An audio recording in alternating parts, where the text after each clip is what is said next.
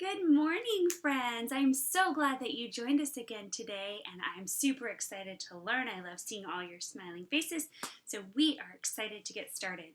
So this morning for our greeting, we are going to wish each other a good morning in sign language. Now, sign language is a language you use when you are not able to hear. So instead of using your mouth and your voice to speak, you're going to use your hands to speak, okay? So we are going to learn good morning. So I want you to start out. We're not going to touch our faces, so we don't want to pass the virus. We probably don't want to touch your face anyway. But we're going to start out by taking our hand and putting it close to our mouth by our chin, and we're going to bring it down, and this is good. So this is the sign language for good. Good. Good job, guys. One more time. Good. Awesome. So now you're going to take your other arm and make it sort of like a cradle, and you're going to bring your hand up and say morning. So, morning, morning. So we're going to start with good morning. Awesome. One more time. Good morning. Wonderful. Wonderful. So we're going to look at the person on this side and we're going to wish them a good morning. Now we're going to practice this without words and just speak sign language, okay? So, great job. This is a sign language clap. So let's turn to the person on this side. Great job. Now everybody wish me a good morning in sign language. Wonderful job. Awesome. Now we are going to sing a song in sign language too. Now this song is by Nellie Edge again, and it is called ABC Sing, Sign, and Read. Now normally we take our hands and we put them right by our mouths. We're going to keep them a little bit farther away today because we want to make sure that we're keeping our hands clean, okay? So, alligator, B, bear, C, cat, D, dog, E, elephant, F, fox, G, goat, H, hat, I, insect, J, jump, K, kangaroo, L, lion, M, monkey, N, nest, O, octopus, P, piano, Q, queen, R, rainbow, S, sunshine, T, turtle, U, umbrella, V, volcano, W, world, X, x-ray, Y, yo-yo, Z, zebra, I can sign my ABCs. I can read, listen, and see. Come sing, sign, and read with me. THEEND, the end. The end. Great job, everybody. Now that Nellie Edge song will be posted on the website, on the Facebook page, so that you can follow along and learn it. Mrs. Ferguson is not fluent in sign language, but if you practice that song, you can learn it really well with the signs, and all of the sign language will help you remember the sounds that your letters make, which is doubly fun. So, we are really excited to move on to the next part of our video as well.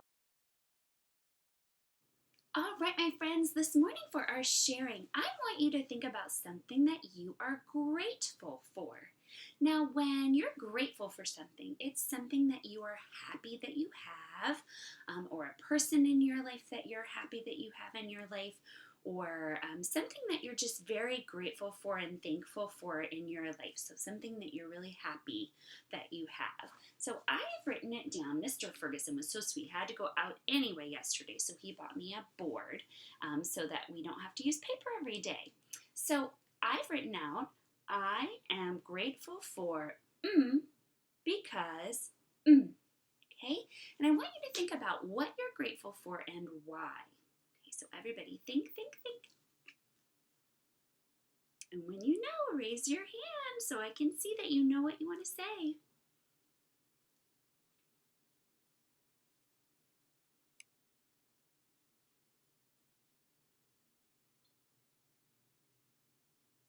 Okay, wonderful job. So Mrs. Ferguson is going to start out, and I'm going to say, I am grateful for my family because they love me. I'm grateful for my family because they love me. They show me that they love me. I talk to my mom and my dad and my brother and my brother's girlfriend, and Mr. Ferguson was there too. And we all talked on Zoom so that we could see each other. But my family lives very far away, and I don't get to see them very often. But I am very, very grateful for them. So now I want you've already thought about what you want to say, and I want you to tell someone in your house what you're grateful for. Let's practice the sentence one more time. I am grateful for because Now you try on your own.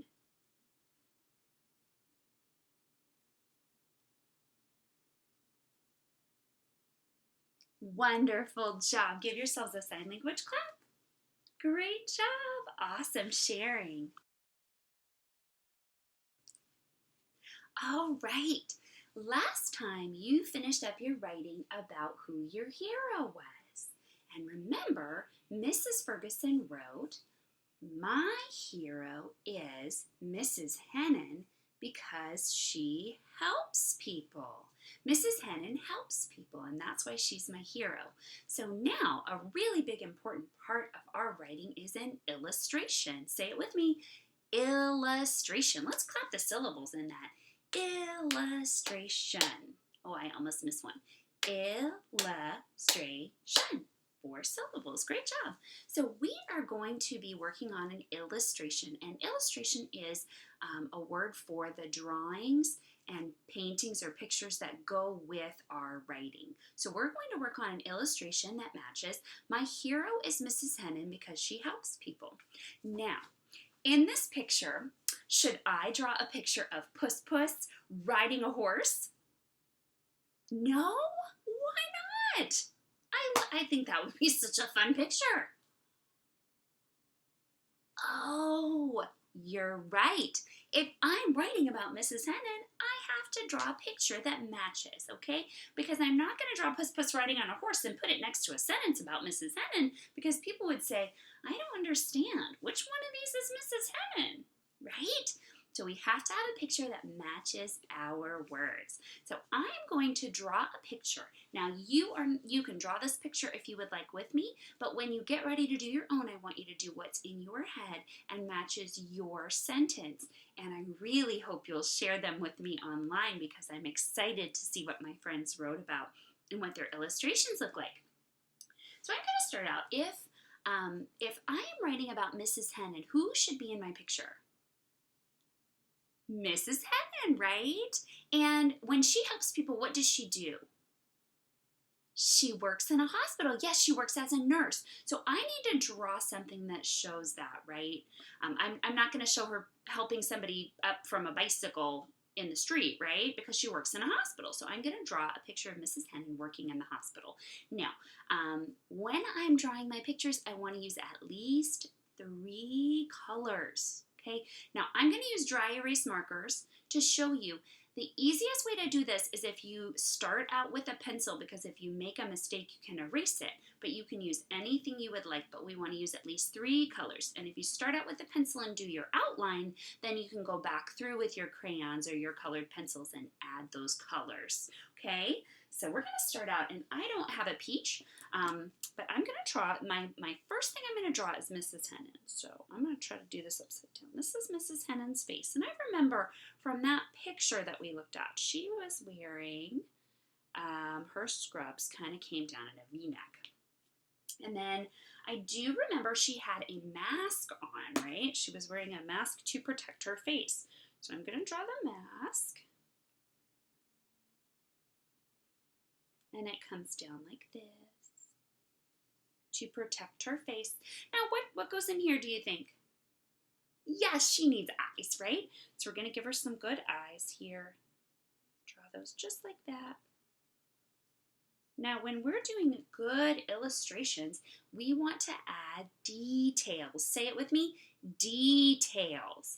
And our details are going to help make our picture more exciting for our readers, okay?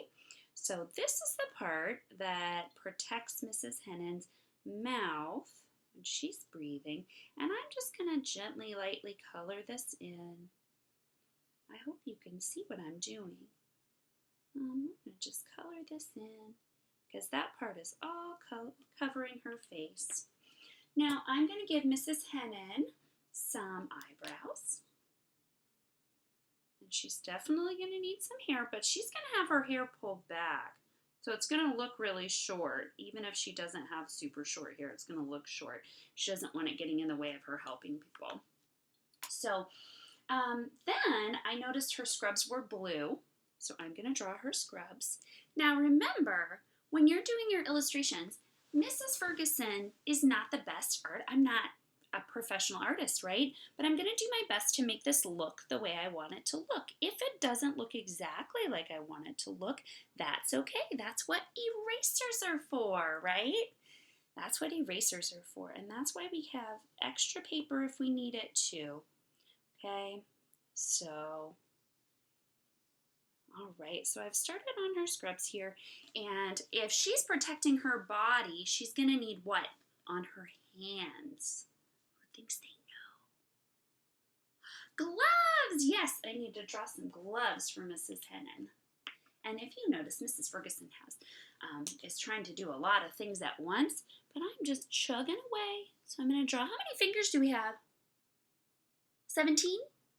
No, we have 5 on one hand, 5 on the other. So we're going to make our picture a real life picture. Make sure that matches 1, 2, 3, 4, 5. 1, 2, 3, 4, 5. So she's got her gloves.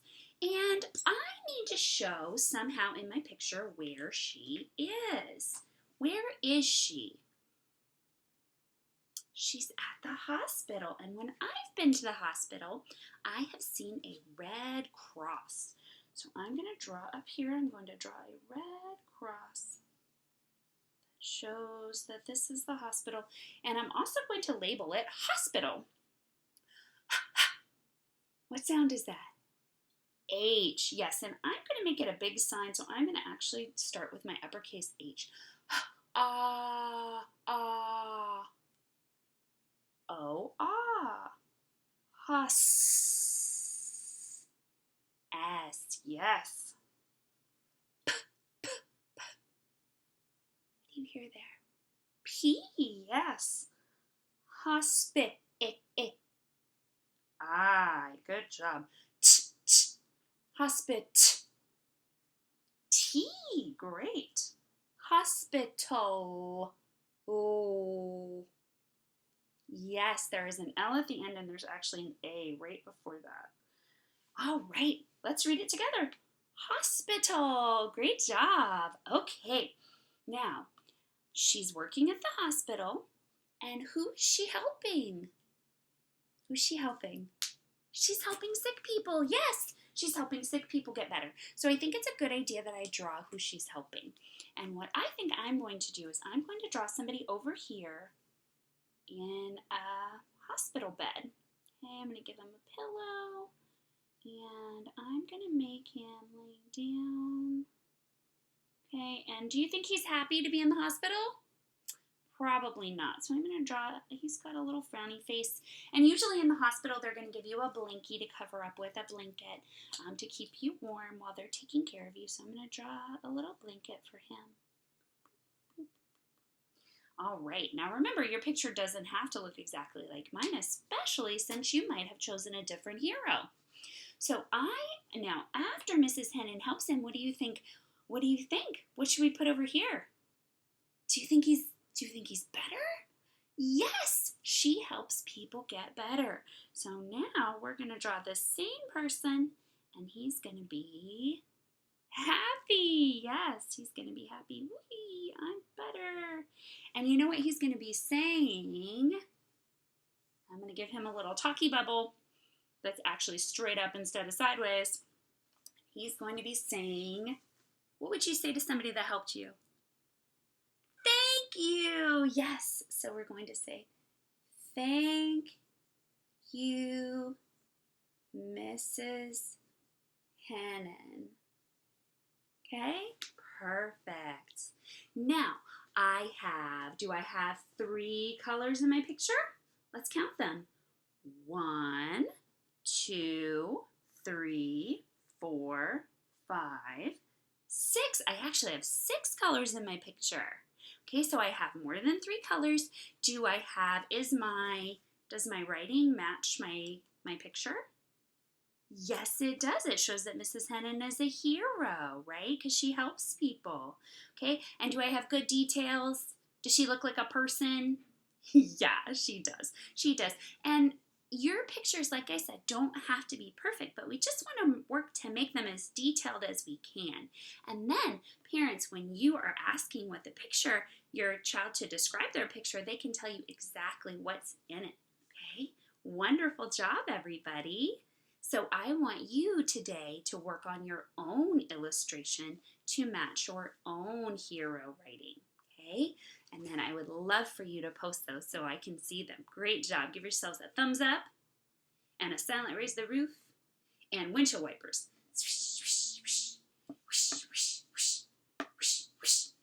I'll see you in just a minute.